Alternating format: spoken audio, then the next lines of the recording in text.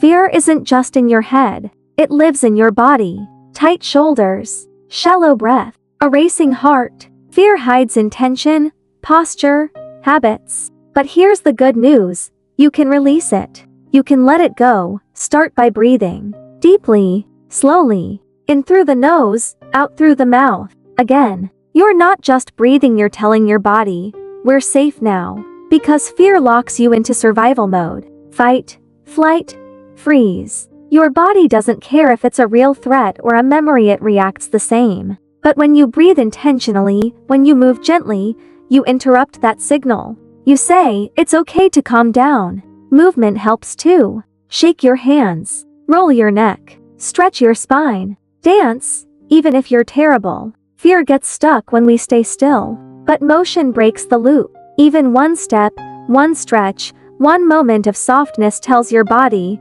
we're free. Now bring in awareness. Scan your body. Where's the tightness? The clenching? The hiding? Put your attention there without judgment. Just notice it. Breathe into it. You're not trying to force it away, you're creating space for it to leave on its own. You can even speak to it. Thank you for trying to protect me, but I don't need you anymore. Sounds strange, but it works. Fear is just a part of you that's been overworking. When you acknowledge it, it relaxes. Sometimes fear is stored in memories, in moments you didn't get to process. Let them come. Let yourself feel. Crying is release. Shaking is release. Sighing is release. Let it happen. Your body knows what it's doing. Nature helps too. Bare feet on the earth, sun on your skin, wind in your hair. These are ancient signals of safety. They remind your nervous system, we're home. And if the fear comes back,